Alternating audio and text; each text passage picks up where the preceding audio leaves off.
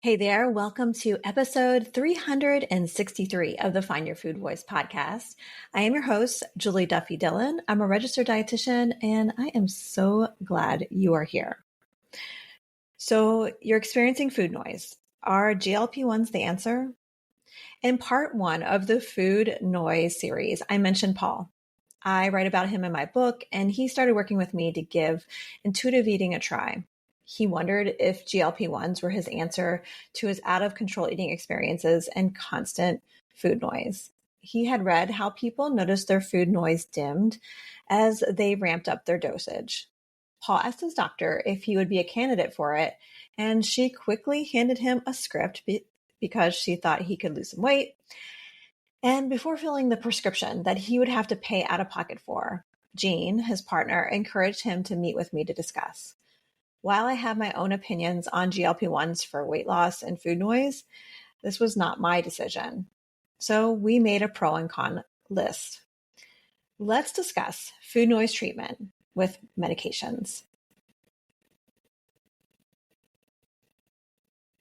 All right, first, GLP-1s. I took a deep dive into GLP-1s in a previous podcast episode that I'll tag below. The intriguing and even seductive side of these medications have been how people feel so free around food. It sounds magical. And while I'm not here to debate whether or not to take them, I do hope you have informed consent on the risks. The risks are definitely minimized. Before you get seduced by GLP-1s, I encourage you to read pieces from Reagan Chastain's Substack on GLP-1s. Subscribe to her if you can, because she does extensive research and amazing writing on medications and other topics on weight science.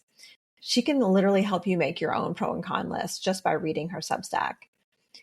Something that I want to convey to you is I've seen medications that promise an end to food noise before. There was Vyvanse not too long ago, and of course, Fen-Phen. Part of Fen-Phen, phentermine, is still around, but the Fen-Phen combo is no longer. In the short term, they all helped many people not feel the burden with their food thoughts. Vyvanse, especially if someone had ADHD, helped a few folks for a very long time, maybe even you. But for most people I talked to, it was only temporary and they didn't tolerate it for very long. The Fen-Phen craze felt eerily similar to the GLP-1s, and it was tragic.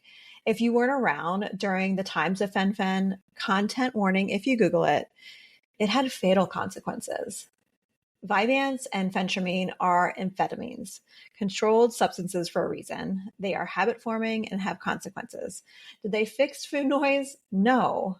They pushed a button temporarily, and when the medications were taken away, the food noise resumed.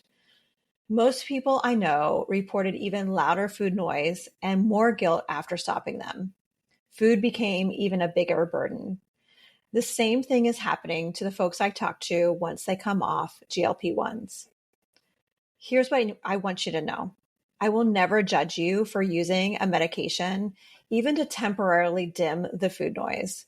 You choose your steps forward, and I hope you have full informed consent. These are real risks to taking things like GLP-1s, and we can learn from our past medication miracles as warning signs.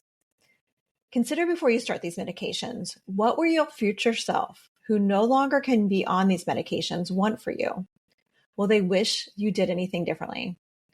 More likely than not, going off these medications will just turn the dial back up, like hearing Beastie Boys Sabotage for the first time, or even more likely, make it louder than before. Ironically, Sabotage is a song that I randomly chose, and I predict many people will feel that way after stopping these GLP-1s. I don't ever say I told you so, and I won't hear either. You are doing the very best you can with the tools being offered. You are just surviving this hellscape like the rest of us. I just want you to hold the compassion that you will need as your future self navigating the food noise again. I don't want you to blame yourself when the medication isn't the miracle promised to you. I don't want you to be angry at yourself. No, I would rather you turn that anger toward the diet industry, the industry that is a big cause to your food noise and just making it worse. What if your food noise isn't a you problem? What if it's an alarm letting you and I know there is a much bigger issue? In the end, Paul decided to wait on the GLP-1s. The risks were too high for him, it was too expensive, and he wanted to try a few things first. He wanted to practice that self-compassion now without making the food noise worse off in the future. In part 3, I will share some non-diet strategy on how to meet these unmet needs that the food noise is alerting you to. Follow along for more. Thank you for joining me on this special episode on food noise. Part 3 will be dropping very soon.